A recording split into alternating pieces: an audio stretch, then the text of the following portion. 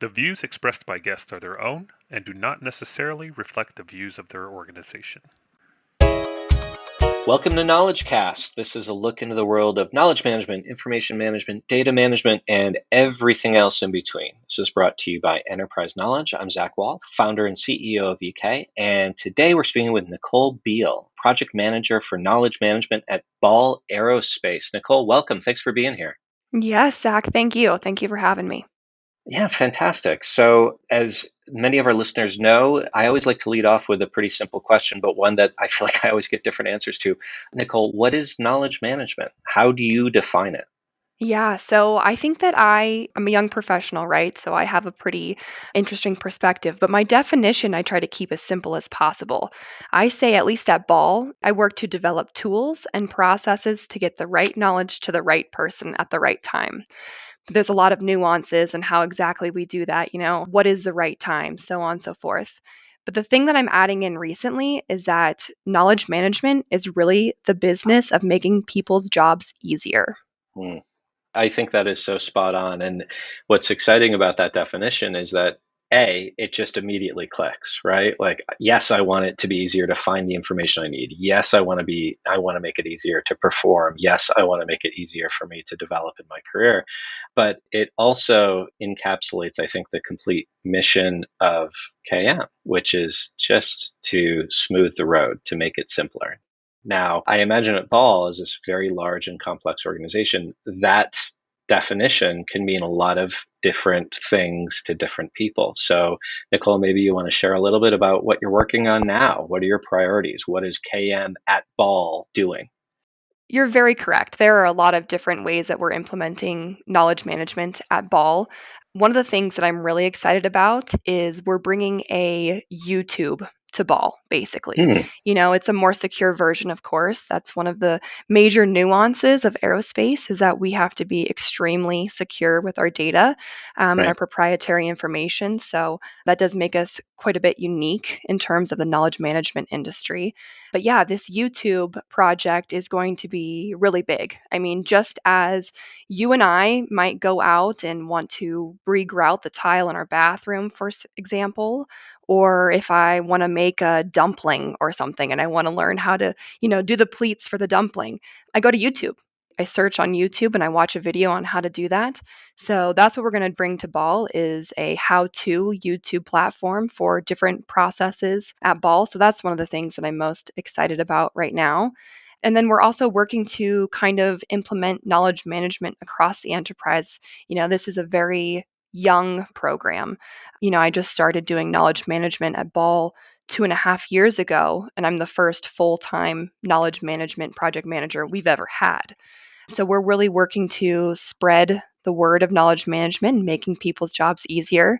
We just implemented a community of interest sort of Reddit forum across the company, and that's been really successful in helping people find experts. So that's one of the things that I think is really exciting about what we're doing right now. Fantastic. There's, I think, like 12 things I want to follow up on from that. So, first and foremost, let's go back to the YouTube thing. What are you calling it, by the way? Is there like the internally branded? Oh, yeah, we're calling it AeroStream. Oh, that's great. So, what I love about this, and I think the term that we're hearing a lot in the industry is learning or performing at the point of need, right? So, you go to the class, you're there for 3 days, you retain about 20% of it. If you get to ask the simple how do I question and get a simple and short answer to that and then perform that task, your uptake on it is like 80%. So the ROI is there, the ability to learn and perform, I think, is really nicely aligned. How did you get traction for that program? Because there's clearly a pretty major investment in that. And as you mentioned, you're the first full time knowledge management professional within the organization. How did you sell that program internally? It was actually really easy because there is Oh, such a need. Yeah, it was surprisingly easy. People, like I said, our mission is to make people's jobs easier. And when I frame it like that, they get it. hmm, So at Ball Aerospace in particular, when I first started 6.5 years ago, we had 2,500 employees. Now we have over 5,000 employees. So we have amazing subject matter experts that are an expert in very technical things. I mean, they may have worked on a nut and bolt for their entire life. Right. So they continually get questions over and over again on the same thing. And it's taking up a lot of their time. So my job is to help people gain the access to the knowledge that they need. So, like you said, on demand type of micro learning. And then Mhm. also free up what I'm calling our super achievers' time to allow them to get back to the things that they're experts in and begin to innovate and push the business forward. Fantastic. So the need is there and the expertise is obviously there. Although I can't imagine being an expert in a single nut and bolt. I'm sure that individual knows everything there is to know about that. It sounds like the YouTube concept is one element of knowledge transfer there. What else are you working on? How else does that nut and bolt expert get their knowledge to perhaps a new joiner that wants to be the future expert in nuts and bolts? So we have a couple of different approaches that we are working on in terms of allowing people to transfer that knowledge. One of the ways is I talked about the communities of interest. Hmm. So I'm framing that as the Reddit of Ball Aerospace, basically, where people can pose questions and then they will get a response from an expert. They can mark it as the best answer. And then that information is out there for the rest of the people to see and search for and use for their own abilities. So that's one of the ways that we're allowing people to get their knowledge out there because I think it's important that people can't write down everything that they know. So we give them a question prompt and then they're prompted and they answer in the forum. So Yeah. that's kind of the idea there. And then otherwise, we're working on hosting knowledge cafes across the business, which is one of the things that I recently wrote a paper on as how to engage and motivate Generation Z in particular, but I think it spans across the different generations. And maybe it has something to do with COVID, but people actually kind of need this in person engagement. And whether it's Hmm. virtual or in person or hybrid, we give people a space to connect on a certain topic. And then they're able to share and exchange information and knowledge in a space that's viable for that. Very cool. I want to go back to this. I want to call you out for this, Nicole. I love the fact that you're using these global examples to explain what you're doing at Ball. You said this is going to be our version of YouTube. This is going to be our version of Reddit. That immediately clicks for me. It makes perfect sense. Does that work for all generations at Ball? I could see it working for the younger half of the organization, but do some of the more tenured folks in the organization get what Reddit is? Does that work for them, or do you use a different definition? It's so interesting because people relate more to Reddit than they do Facebook, at least within the aerospace No industry, kidding. Huh. because people hear Facebook and they get scared because we're trained in Yeah. aerospace to know that Facebook is not secure. There's a lot of bad actors out there trying Yeah. to steal data, so on and so forth. So I really have to be careful in what examples I relate to out Right. in the real world. I think Reddit is still kind of seen as this underground forum in the darkness, or I just say a forum in general. We have a Yeah. lot of car guys around here, so I can Hmm. say, when was the last time you worked on your motorcycle, your car, and you went to a forum and tried to learn from a forum? Love it. That's great. So that actually takes you back to one of your earlier statements. You're in the aerospace field. Data security, information security is a huge component of what you need to make happen within the organization. Sometimes that can be an impediment to knowledge sharing. There can be this fear that somebody is going to share their knowledge and accidentally share something they shouldn't have. How have you had to fight that, or how have you managed that in a way that encourages people to share the right knowledge? Yeah, we have had to work really hard to overcome the security impediment, as you Hmm. mentioned. We have to make sure that every single one of the tools and technologies that we implement is of the utmost security is the prime focus. With that being said, there's a lot of great tools out there that we just simply can't use. Everybody's talking about AI. We really can't use AI because it's not secure enough in a lot of realms. Hmm. So we're having to get very creative in terms of what kind of solutions that we offer. One of the things as a company that we're just diving into now is Microsoft 365. Now they have it in the GCC High version, which is great for us. So we're beginning to implement different knowledge management features within the Microsoft 365 environment so we can do some of these things that we've wanted to do for so long. We really just have to be extremely careful on what we implement and how, and our communication around that. We have to be very clear and prescriptive on this is actually just like your My Documents on your computer. It's an on prem version of this Mhm. tool. So that is kind of how we go around and make sure that people are aware of what we're doing. That messaging is absolutely a critical piece to this. And you mentioned on-prem as one of the elements of this, which of course, if something's within your network, the assumption is that it's certainly more secure. There could be an argument made that actually using these knowledge management systems or tools is more secure than some of the traditional ways of sharing knowledge. Has that come up as part of your conversations? Absolutely. Yeah, we try to make sure that people understand that, maybe printing out the documents that you have Yes. traditionally printed out isn't exactly the most effective or secure way to do things. So it is totally a culture shift, which I Hmm. think is one of the specialties that I bring to my role because I was in marketing communications before I came over and did knowledge management. So making sure that people know the benefits of these different tools and techniques for knowledge management is really one of the strong suits I think of our team. Excellent. So, Nicole, that actually takes me to my next question. You gave me the perfect lineup for it. Thank you for that. How'd you get into KM? What's your background? How did you find yourself to where you are now? It's been kind of an interesting road, really, I would say. I think as many people, they don't seek out knowledge management necessarily, but knowledge management finds them, right? So I started out in marketing communications. I was actually a journalism and technical communication major. Ooh, good Yes. combo. I Oh, like it. yeah. So I started out, I was writing a lot of stories. In college, I did a few technical stories. As I said, college radio DJ.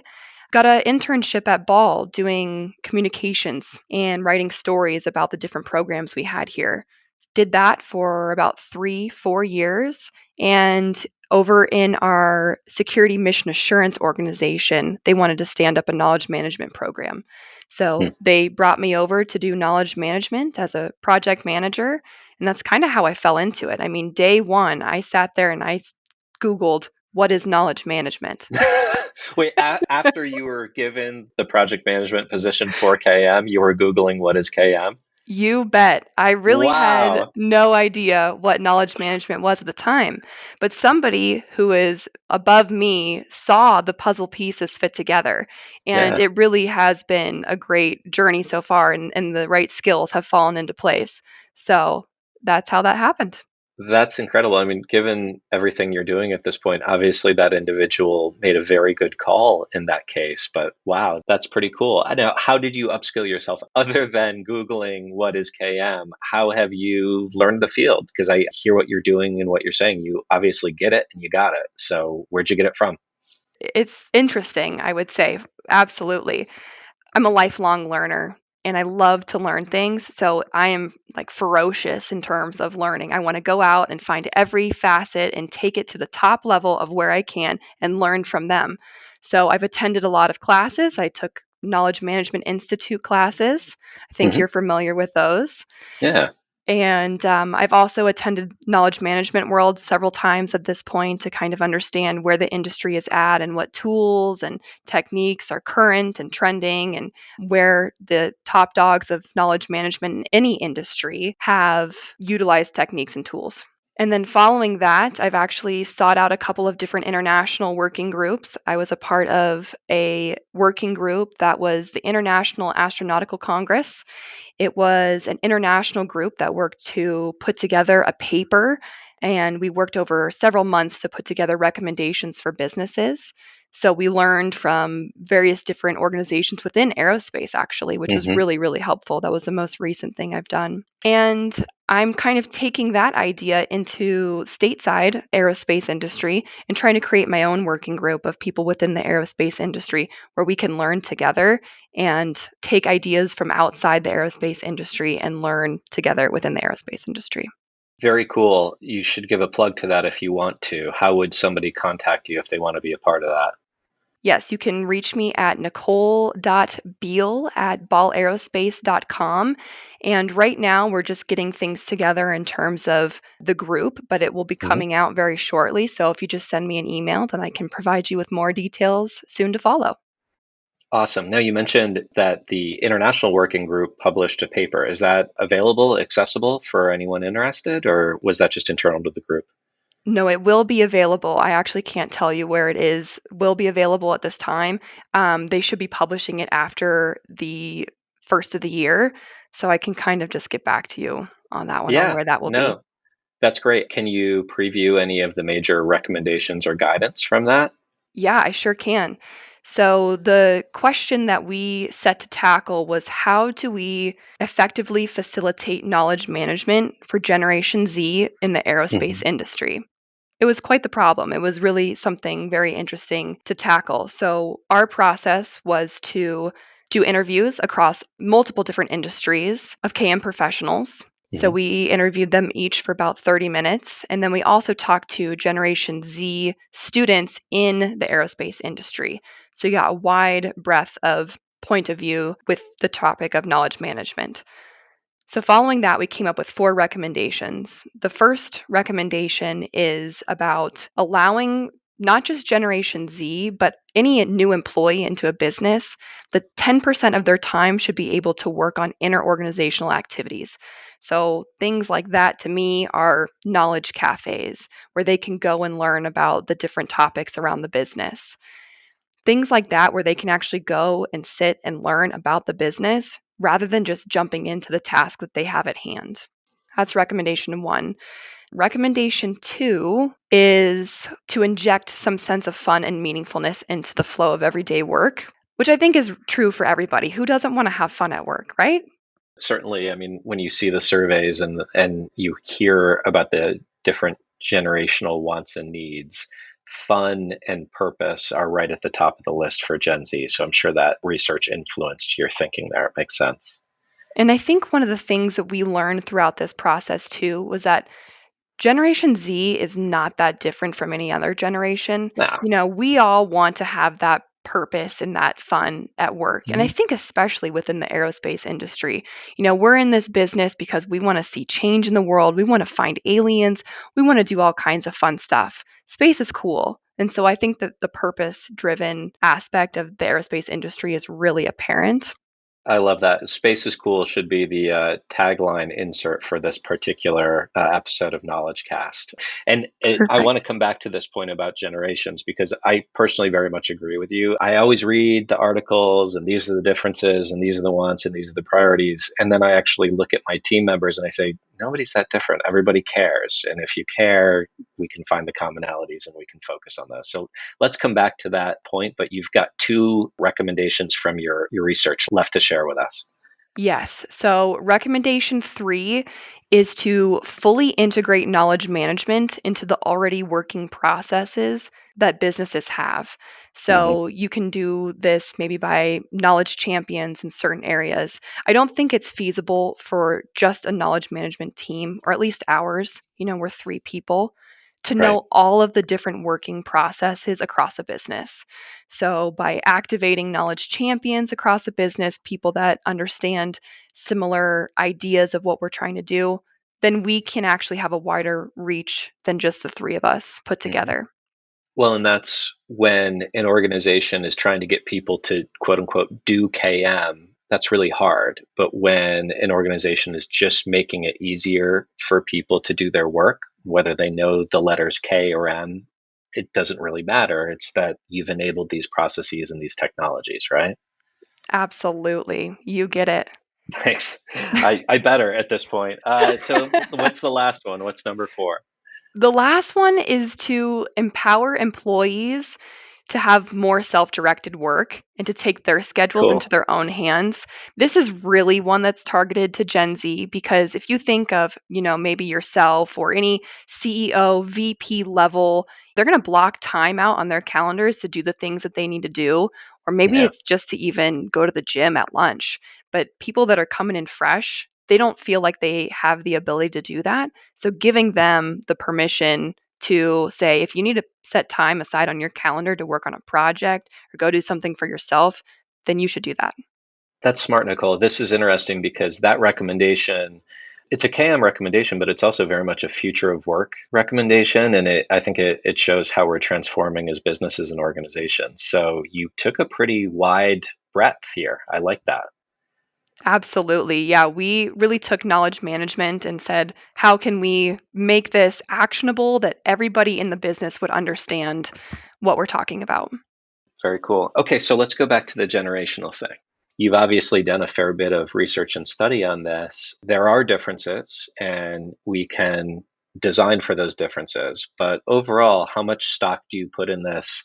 Different generations work differently, think differently, need to be accommodated in different ways.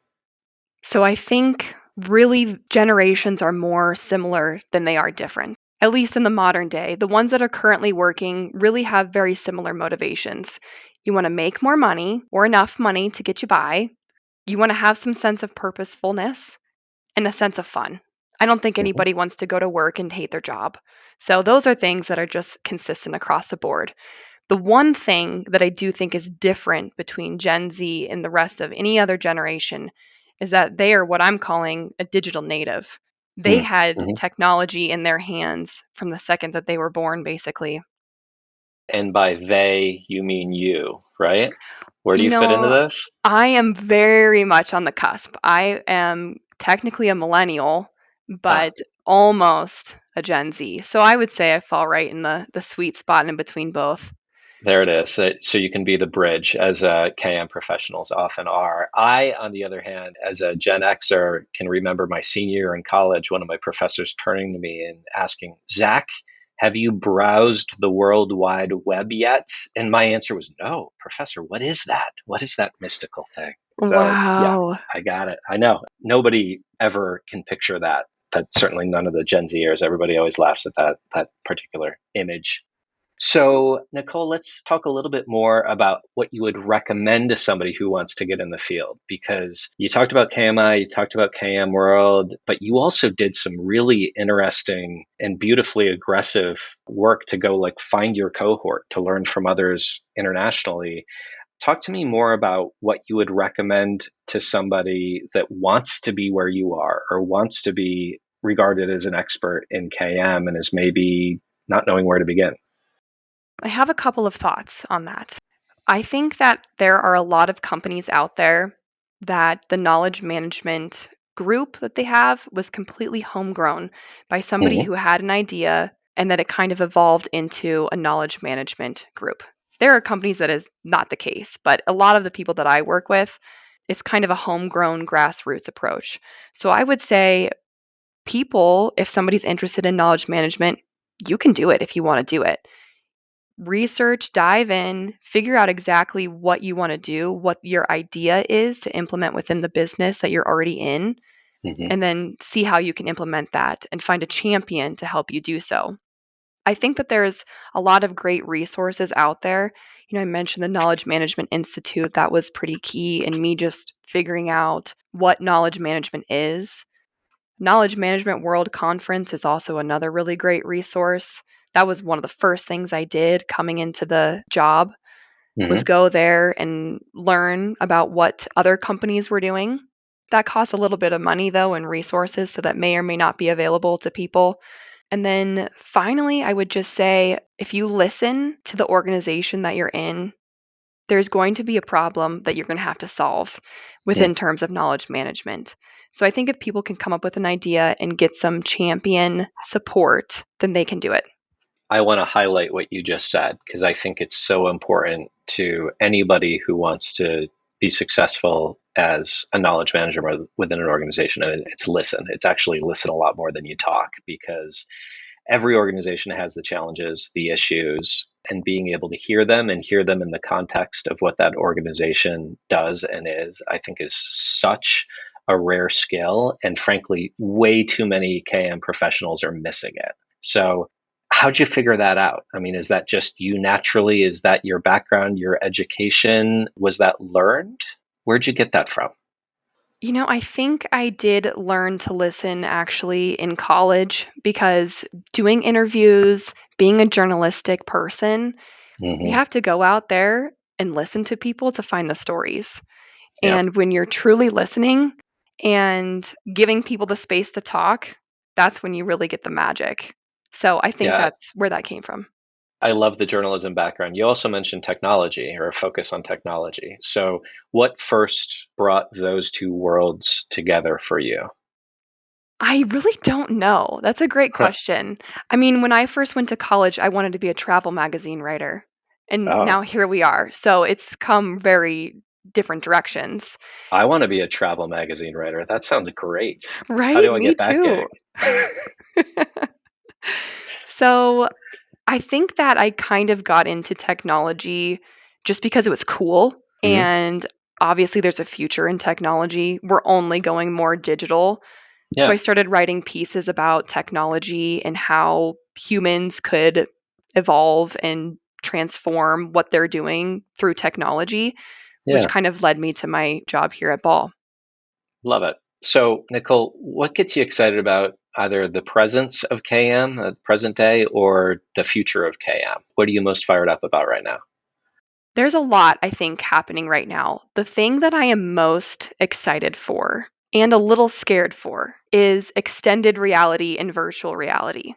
Hmm. I think that extended reality and augmented reality, whatever you want to call it, all the buzzwords, is totally the future of knowledge management and training in particular, Yes. and ways that we can't even really fathom today.